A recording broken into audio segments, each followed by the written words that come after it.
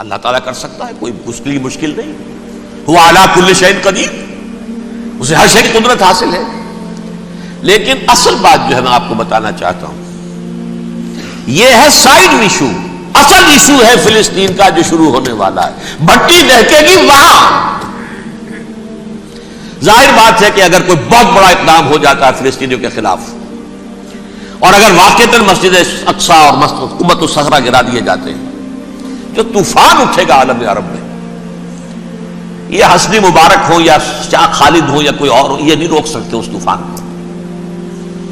نوجوان خون اٹھے گا، غیرت اور جو بھی حمیت ہے.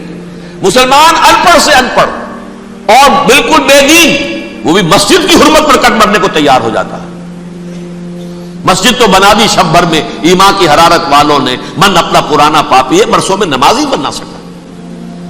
وہ چاہے کانپور کی مسجد سے مسلمانوں نے جانے دی ہے، چاہے وہ شہید گنج کی مسجد تھی مسلمانوں نے جانے دی ہے، چاہے نماز نہ پڑھتے ہو. لیکن یہ جو حرمت اور یہ جو حمیت اور یہ غیرت ہے، اس سے جو طوفان اٹھے گا یہ ہوگا اس ملحمۃ العظما، اس کی طرف پیش رفت ہو رہی. کتاب الملاحم سے احادیث کے حوالے سے کہ جن جنگوں کا حوالہ دیا حضور نے، پیشن گوئی کی ہے، اس کا نقطہ آغاز تھا خلیج کی جنگ. صدام حسین نے اسے کہا تھا یہ مدر آف وارز ہے، ام المحارب، یہ ایک جنگ نہیں ہے. اس کا نقشہ بھی حدیث میں موجود ہے، پیشن گوئی موجود تھی، اس وقت بھی ہم نے شائع کی تھی. لیکن اس میں جو جنگ اب ہونے والی وہ الملحمۃ العظما. ملحمہ کسے کہتے ہیں؟ لحم گوشت کو کہتے ہیں، اور قصائی کی دکان کو عربی میں ملحم کہتے ہیں، جہاں گوشت کے ٹکڑے کیے جاتے ہیں. آج کل مشینوں سے ہوتے ہیں، اب جو ہے وہ ہاتھ سے چھریوں سے نہیں ہوتے، لیکن ٹکڑے ہو رہے ہوتے ہیں، جسموں کے چیتھڑے اڑ رہے ہوتے ہیں. ملحمہ داؤد میں روایت آئی ہے، اس میں الملحمۃ العظما، عظما مؤنث ہے اعظم کا. آپ کہتے ہیں جنگ عظیم اول، جنگ عظیم دوم. عظیم کا باپ ہو گیا اعظم، سب سے بڑا، اور اس کا مؤنث ہے سب سے بڑی، عظما. الملحمۃ العظما، سب سے بڑی لڑائی. میرے نزدیک یہ وار کے معنی میں نہیں ہے، بیٹل کے معنی میں. انگریزی میں یہ دو لفظ علیحدہ ہیں، وار، بیٹل. وار سالوں کو محیط ہوتی ہے، بیٹل کسی ایک خاص جگہ پر جو لڑائی ہوتی ہے اس کو کہتے ہیں. حضور کے اور قریش کے درمیان 6 سالہ وار تھی، جنگ تھی. لیکن battles, battle of Uhud, battle of Badr, یہ بیٹلز تھی، لڑائیاں تھی. تو عظیم ترین جنگ شاید اس اعتبار سے نہ ہو جیسے کہ ورلڈ وار 1 اور ورلڈ وار 2، یعنی اس کی وسعت کا اتنا معاملہ نہیں اور طوالت کا نہیں. لیکن جو لڑائی جو ہے بیٹل ہونی ہے، جس کو کہ یہ لوگ، یا چونکہ میں نے کہا تھا شروع میں کہ سرما ہے میری آنکھ کا خاک حجاز و ہول قدس. نیو ٹیسٹمنٹ کی آخری کتاب ہے the book of Revelation, Revelation of Saint John. اس میں آرمگڈون کہا گیا ہے اسے. ہر مجدون، یہ عبرانی لفظ ہے. ہر کہتے ہیں اونچی جگہ کو، سطح مرتفع.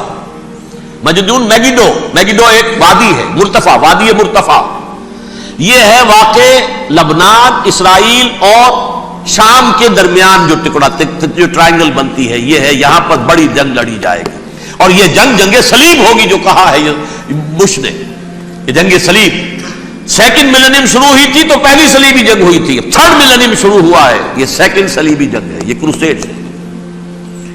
اور میں اس مرتبہ امریکہ گیا تھا تو پہلی مرتبہ مجھے وہاں ایک رسالہ ملا ٹرمپٹ نام کا.